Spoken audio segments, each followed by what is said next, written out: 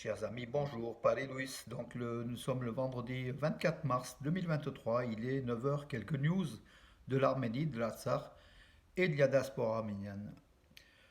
Disparition de Max Kildjan. Max Kildjan, pour beaucoup, ça vous dit quelque chose. Donc, c'était un Marseillais, un militant arménien qui était accusé donc d'avoir de tentative d'assassinat le 6 février 1980 contre l'ambassadeur de Turquie à Berne en Suisse, revendiqué par les justiciers du génocide arménien. Il a fait 2 ans de prison, donc lors de son procès en janvier 1982 à Aix-en-Provence, qui était hyper médiatisé, télévision, journaux. Nous y étions avec un groupe d'amis durant 2-3 jours à ce procès. Et sentence, libération, libération, donc au terme de ces 2 ans de prison en prévention, il a été libéré, voilà, donc on voyait Maître Henri Leclerc, Patrick Devedjian, voilà, de grands noms de la justice en France qui ont annoncé sa libération. Donc c'était l'enthousiasme. Donc Max Kindjan, le militant de la cause arménienne, a disparu, voilà, donc après avoir fait un travail important pour la communauté arménienne. Et puis disparition donc à titre donc ici à Valence donc de notre ami Harutun Kirazian, appelé Kiraz. Il était l'un des donc c'est un ami de beaucoup. Il était venu en France après la guerre du Liban en 1976 à Valence. Il s'était installé. Il avait formé donc une troupe de danse, Sadarabat. Il participait à la vie associative arménienne. Et puis c'était un homme très très dévoué, connu de tous, apprécié de tous. Voilà, Harutun Kirazian, appelé Kiraz, a disparu. Donc ses obsèques auront lieu donc ce lundi à 15 heures en l'église Saint-Sac de Valence. Nous présentons nos condoléances à toute sa famille, ses enfants, donc, et puis à tous ses proches, tout simplement. Harutun, c'était le soleil qui nous manquera, donc toujours souriant, toujours de bonne humeur, et il manquera à la communauté arménienne de Valence, j'en suis certain. Voilà. Adieu, Harut, Kiraz, qui à chaque fois qu'il me voyait dit Krikoliep, Kukas, Miasinegur, Viens qu'on passe une soirée ensemble à parler de l'Arménie, à parler de choses de danse, hein. C'était un fou de danse, c'était un amoureux de la culture, hein, donc Harutun Kirazian. Que la terre lui soit légère, mes amis. Voilà. Donc, passons donc aux nouvelles de l'actualité. Donc, l'actualité donc en Arménie et en Artsakh. Nous allons commencer. Donc, je vais commencer par les quelques nouvelles news que j'ai mis donc hier, donc même ce matin, certaines.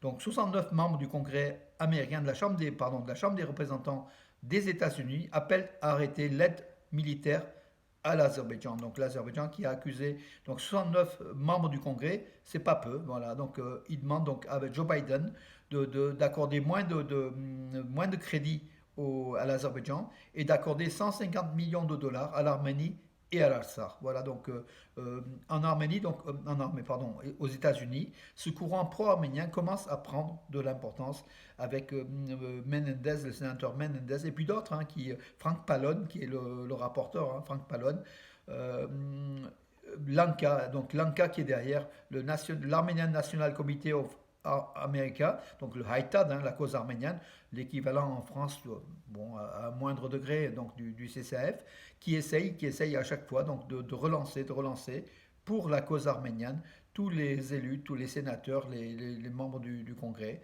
le président des États-Unis. Donc l'ANCA qui fait un travail important aux États-Unis où il y a à peu près 1,5 million, 1,8 million Arméniens. Hein. Donc la communauté arménienne est très forte et très importante.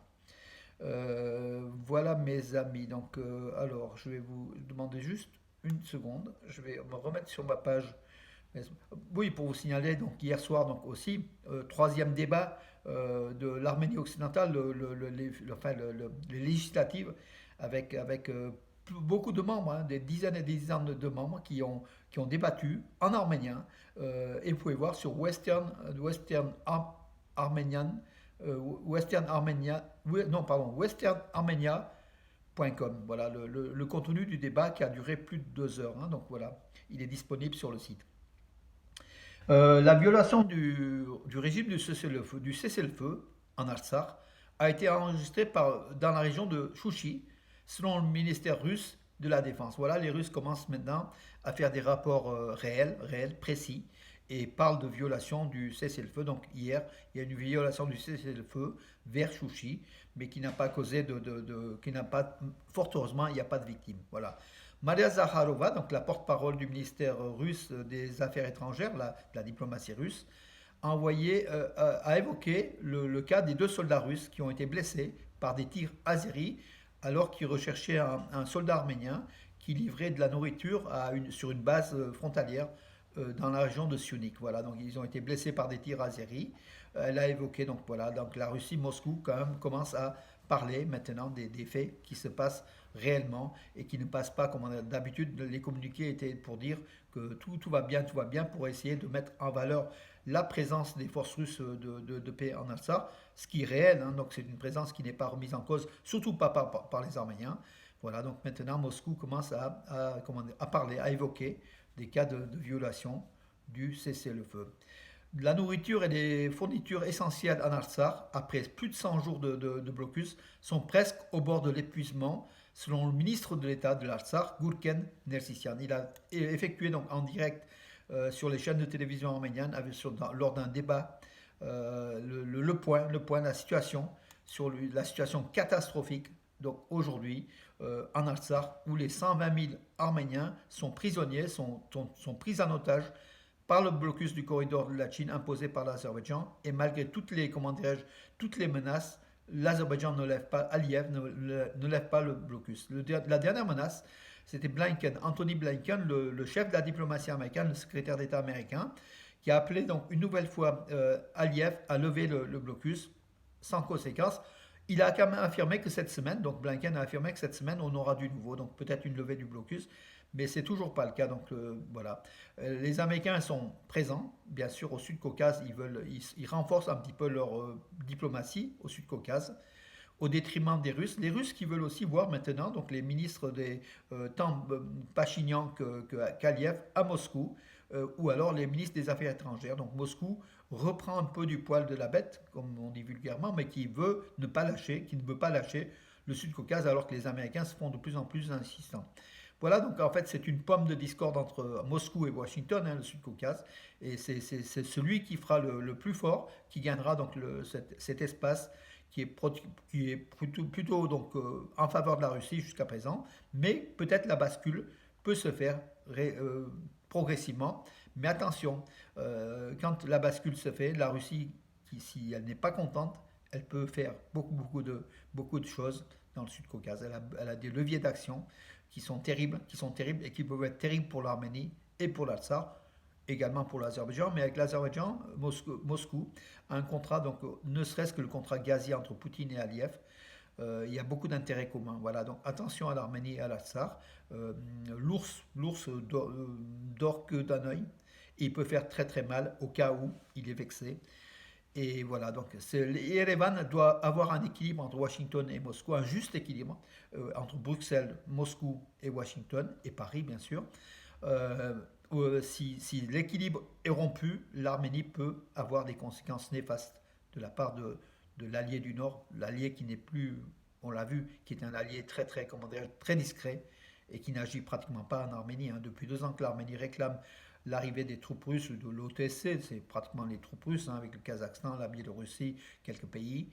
Mais depuis que l'Arménie est occupée, l'Arménie souveraine, la partie donc déjà donc dans la région de Karalkunik et de Sunik et de Vayotsol, euh, la Russie n'a pas réagi. Voilà donc le partenaire stratégique militaire qui ne réagit pas, mais qui est vexé diplomatiquement si les Américains mettent le pied, ou l'Européen, l'Union européenne, avec la centaine d'observateurs qui sont à la frontière entre l'Arménie et l'Artsakh sur le territoire de l'Arménie. Ça ne plaît pas à Moscou, voilà, donc l'Arménie peut payer des fois donc, les conséquences de ce, comment dirais-je, de ce courroux de Moscou.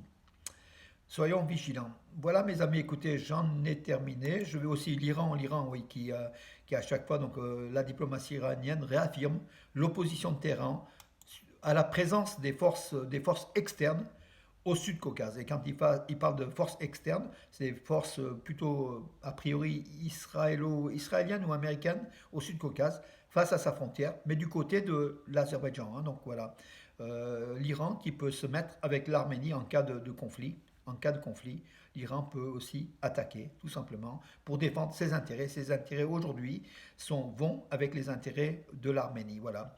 À part que l'Iran développe l'arme nucléaire, enfin, voilà, ça c'est quand même l'Iran est montré du doigt par la diplomatie internationale, par les Américains, par les Israéliens, par le monde entier.